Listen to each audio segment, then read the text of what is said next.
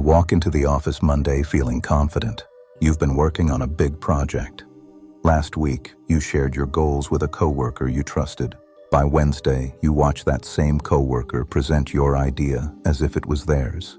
By Friday, your manager questions your commitment to the team. What happened? You didn't fail at your job. You failed at protecting your position. The ancient Stoics already knew something most professionals are just rediscovering in the workplace. Silence isn't weakness, it's strategy.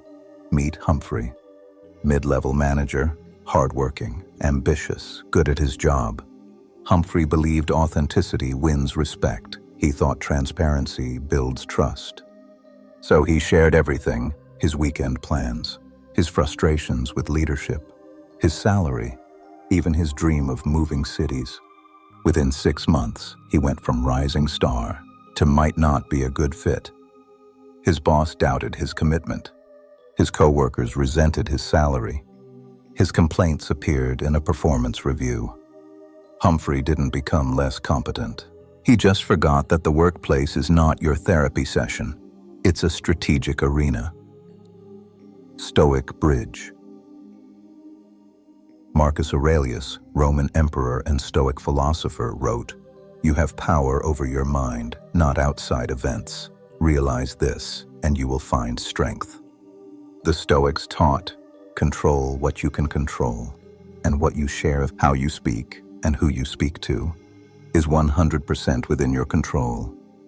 So here are 7 things you must keep private at work, and the Stoic wisdom that explains why. These aren't secrets, they're boundaries. 1. Your future plans and ambitions.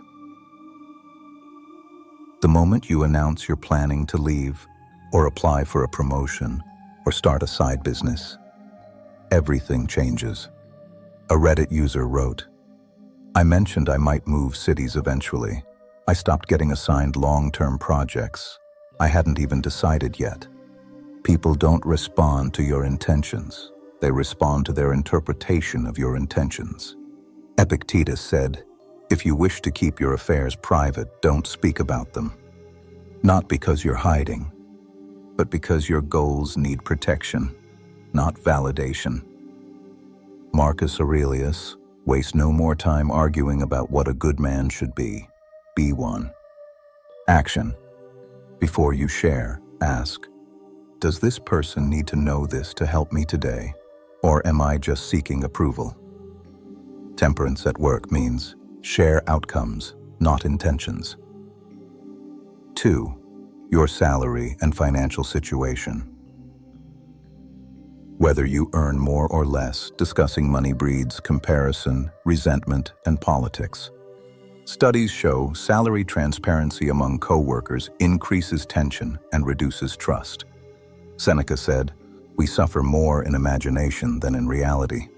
When you reveal your salary, you give people material to create narratives about you.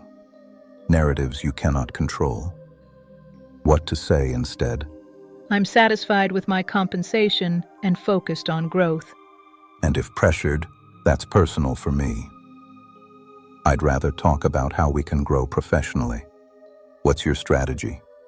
Your value is not a number. Your character is. 3. Your personal struggles and weaknesses. Vulnerability builds friendship. At work, it can be weaponized.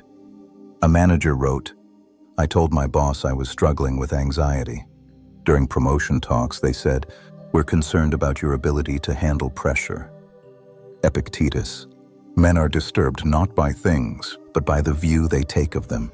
Your struggles are real, but they belong with HR, therapists, or trusted friends outside your workplace." At work, project competence and calm.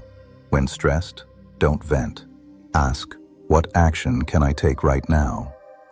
Solutions, not emotional release. If you're enjoying this story, kindly do us a favor and subscribe to our channel. It is free and won't cost anything, but it means the world to us. We're just a small channel trying to grow. Thank you, and back to the video. 4. Your complaints about leadership or coworkers. Venting feels good, but your words travel, and they rarely travel in your favor. An employee said, "I complained about my boss to a coworker." 2 weeks later, it was in my performance review. Turns out they were friends. Marcus Aurelius, "The best revenge is not to be like your enemy. You control what you say. You don't control who repeats it, how they twist it, or when it comes back. If there's a real issue, address it directly or let it go. Before speaking, ask, does this solve the problem or just make me feel better temporarily?" 5.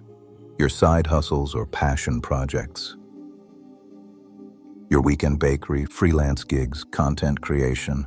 These can trigger questions about loyalty or accusations of split focus.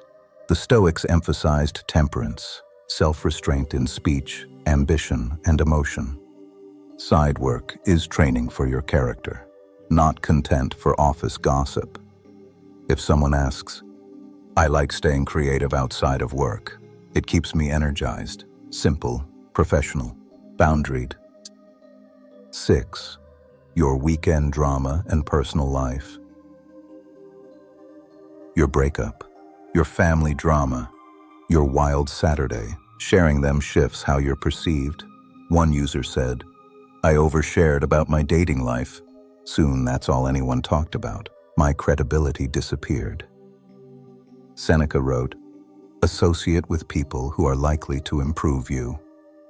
At work, your conversations should reflect the person you're becoming, not the chaos you're managing privately. Share hobbies, not habits. Share growth, not gossip. Boundaries aren't walls, they're filters. 7. Your insecurities and self-doubt. Saying, "I don't know what I'm doing," or "I'm not ready," might feel honest, but people will believe you. And once they believe it, they treat you accordingly. Stoicism teaches, confidence isn't a feeling, it's a discipline. Marcus Aurelius reminded himself, don't be overheard complaining, not even to yourself. Replace, "I don't think I can do this," with, "I'm learning how to do this." One signals weakness, the other signals growth. Seek feedback privately from mentors, not validation publicly from peers. Marcus Aurelius spent his life surrounded by senators, generals, and men who wanted to use him. His response wasn't paranoia, it was discipline. He wrote his meditations privately. He kept his doubts inside.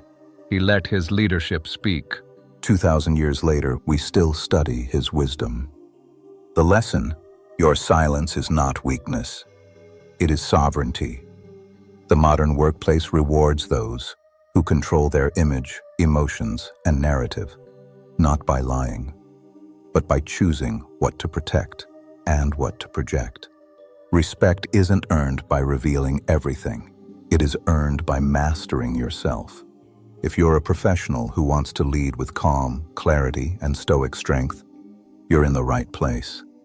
This channel is dedicated to helping people like you apply ancient wisdom to modern work. Subscribe and join thousands of stoic professionals, building success, peace, and power in the workplace. And comment below, which of these 7 things do you struggle to keep private? See you in the next one.